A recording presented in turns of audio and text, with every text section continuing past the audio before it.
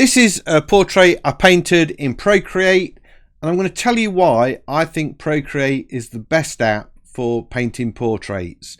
And also, at the end of the video, I'm going to play a track, a rock and roll blues track performed by me and this guy in the painting. So let's get into it.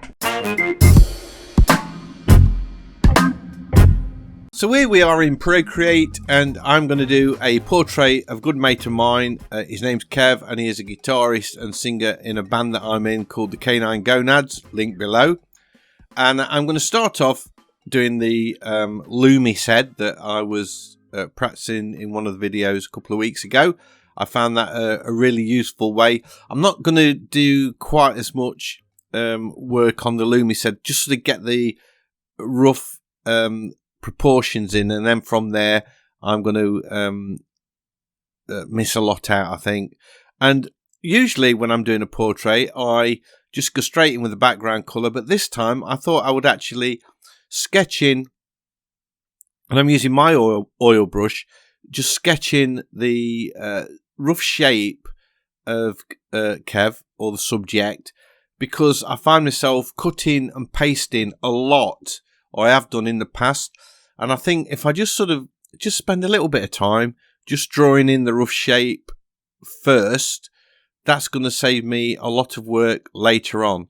And this actual portrait from start to finish only took me 1 hour 17 minutes. So it has speeded me up a lot, really. But these guidelines that I'm putting in now, or outlines, they're going to pretty much disappear, and they're just a guide to where I want to be. Now, people ask me a lot, you use art, what's your favourite app? You use ArtRage. Is ArtRage better than Procreate? Is Procreate better than ArtRage?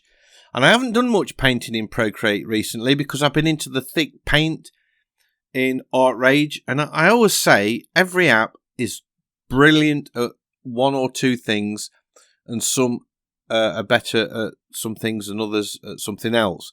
Now, ArtRage is brilliant with the thick paint, and I don't think there's an app to touch it. But when I'm doing portraits, if I'm doing them on the iPad, I'm invariably go to Procreate, because Procreate, I think, has got a secret weapon when it comes to doing portrait work, and that is two brushes: the grunge brush, which is what I just used to put that background colour in, and the turpentine brush, which is what I'm using now to start painting in the shapes. I've gone back to the grunge brush again, just to add a little bit more colour into that background. And I'm also going to change the canvas colour in a second or two to get rid of the white. There we go. So I just adjust that slightly, so there's now no white on the canvas at all. And that grunge brush is so cool because I think it gives a really cool texture to the painting, and you'll see it a lot in my portraits. It gives a really cool texture that I don't have to paint over.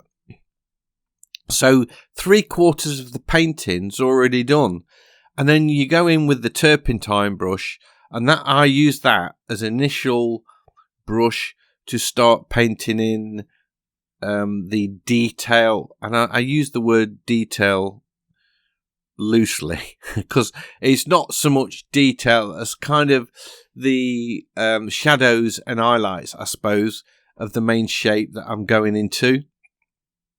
So basically I've got what I'm doing now, I've got 3 layers. I've got the background grungy layer, that's on the bottom. Then I've got that pencil outline, or painted outline actually, in the middle, sandwiched between the top layer, which is what I'm working on now, to actually start painting in the shapes. And that is pretty much going to obliterate all of those lines. I do leave a few in, because Kev is an absolute crazy person. If you see the photo, he's like that all the time. He's full on. When he walks into a room, you know he's in that room. And I don't think a detailed portrait that's sort of frozen in time would capture his manic outlook on life. I wanted something that was going to be sort of really loose and a little bit leaving a lot to the, well, not a little bit, but leaving a lot to the imagination. So that's I guess that's part of the reason why this portrait only took an hour and 17 minutes. But I did want to try and capture a likeness. But more than the likeness, I wanted to catch is personality. So that's what I'm sort of going for here. So this grunge brush and the turpentine brush is perfect for that, because I'm not going to get sort of really sharp, defined edges. It's all going to be, there you go. Now we're zooming in. You can see that turpentine brush just looks like a stumpy old brush that's really worn out, and you're just putting it in really thin paint that's been thinned down with turpentine, and just sort of getting that on the canvas. So that's what I'm going for, and that's the reason why I always use Procreate, or those two brushes, the turpentine brush and the grunge brush. It makes it my go-to app for painting portraits. So while I'm working on the face, I want to, you'll see I've got some blue in there, because I want to take the blue out of the background and put that into the shadows of his face. That's not particularly in the photo at all, but it's something that I wanted, I felt that would add to the sort of balance of the photo. And I have to say, the Loomis head, I mean, I know it's not looking a lot like him now, but I pretty much got everything in the right place. First time, everything sort of at the right scale. So it's just a matter of looking at that real fine detail of the face and start working on that and getting the lights and the darks and the shadows in, and the detail and the fine lines. Just sort of working on that to get in the likeness that I want and getting the edge shape exactly right. So I'm definitely a big fan of the Loomis method. The rest of the body I just sort of sketched in. I didn't use any sort of rules or methods that artists might prescribe. I just went by eye, really, and sort of just put the lines where I felt they should go. And they're not, to be honest, it is a little bit out, but I'm sort of tweak it as I go and pretty much get it in the right place. I do actually make the head a little bit bigger at some point, and looking at the painting, I don't know if I should have done. Maybe I should. I don't know. But anyway, I was really happy using that method on the head. So this is, like I say, going to be a sort of a minimalist portrait, with all the effort is going to go into the face and a little bit on the hands, or the hand, the left hand. The right hand, I'm going to leave that total blur, no details. I'm not going into any details in the background where it says Marshall on that amplifier there. That's not going to be apparent in the painting. It's all going to be kept that sort of muted blues and greys, and just left at that, and just working on his face. So I did feel, I did get into it, the face really quick, and I felt I got a lightness. I think I've got a lightness there now. It just needs refining. His mouth's wrong. It's sort of dipping down. The right side of it, or to the left as you look at it, is dipping down where it needs to just be lifted up a little bit. The teeth go too far across. The mouth just needs to be a little bit more open. So there's only just like a few things that need tweaking here and there that I sort of work on. And you know, the Loomis method wouldn't out you with those, really. It just sort of gives you the idea of where you're going to put the shapes. I suppose I ought to put the link to the Loomis head video that I did, because I keep banging on about it, and some of you that haven't seen that might be thinking, what's the Loomis method? So I will put a link to that video as well. So just sort of darkened up the colour a little bit. I'm very much aware that it's looking a little bit washed out, the face, and it needed to be just sort of add a little bit more dark tone. And I could have gone in with a blue in the mouth, but I wanted it to be, I'm trying to get some skin tones in there, so I wanted that to be more red than blue. So that's why I've done that.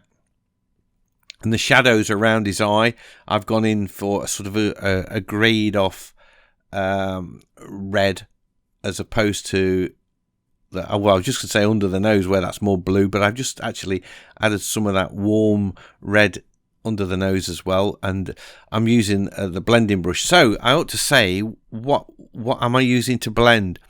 I'm using the turpentine brush, and I set that as the blending brush.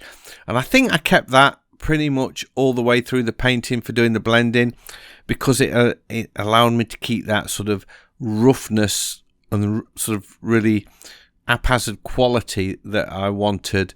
So you can see I'm sort of skipping between the blending brush and the paintbrush all the time. So the paintbrush, I use my oil paintbrush. I love the grunge brush, I love the turpentine brush, but I just don't feel that the Procreate default oil painting brush does a smooth enough job. It's a bit too similar to the turpentine brush, so I created my own oil brush to put the finishing touches onto the painting, but I still use the turpentine brush as a blender to blend out those brush strokes. So you can see I've hardly worked on the rest of the painting at all. I'm just sort of working on the face. The guitar, I'm not going to do much on that at all. I could go with putting all the knobs on it and the pickups and the tuning heads and all of it, but I decide that that's not what the portrait's about. The portrait's about Kev, and I really think I'm grabbing that lightness now. It's beginning to come to life. I love the way I've got the blue in the shadows. I really like that, and I'm adding very subtle pinks and warmer colours into the face. So it's not quite as yellow as the photograph. It's a little bit warmer. And the guitar head, I decided to keep, although I'm putting I do put a light spot on it, I want it to be not as bright as the face, because I don't want it to detract from the face. I don't want your eyes to be drawn to that guitar head and away from the face. And the hand sort of, I kind of did go very similar to the face. Maybe I should have just knocked it back a little bit so the face was the highlight. And I wanted a blurry hand. His fingers are obviously racing over the fingerboard, so I'm not going to go in there and define the fingers too much. I'm very happy to keep them blurred. I like that little bit of an highlight on the neck of the guitar, so I got that in, just sort of lengthen the wrist a little bit, added a warmer colour in there. You notice I'm using the blending brush to add shadow and form to that wrist, then a little bit of dark colour under the cuff, just to it just makes it look three-dimensional. Those little details, that's the things that sort of set it off and makes it look the business. So I thought it might be nice to play you a little bit of one of the tracks that me and Kev have written for our new album that we're going to be releasing. I won't say soon because we're only about halfway through it and he's got to go away and work in the summer. Anyway, I'm going to put this track on now and let that play out till near the end of the video. Here we go.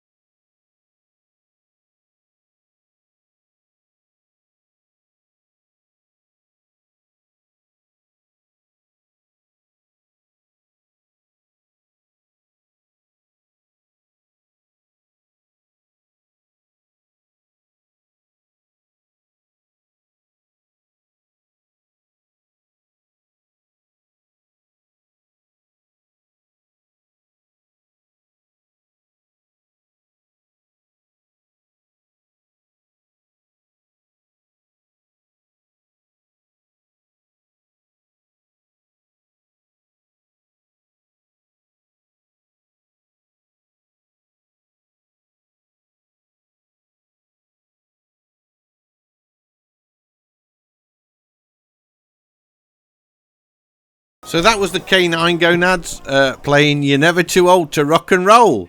Unless you feel you are. In that case, you probably are. Anyway, that's it. That is my painting of Kev from the Canine Gonads. I hope you've enjoyed this video. If you have, a big thumbs up, as always, is much appreciated. And if you're new to the channel, please consider subscribing, because I have lots of videos like this and I would love to be sharing them with you. So hopefully, I'll see you all in the next one. Bye!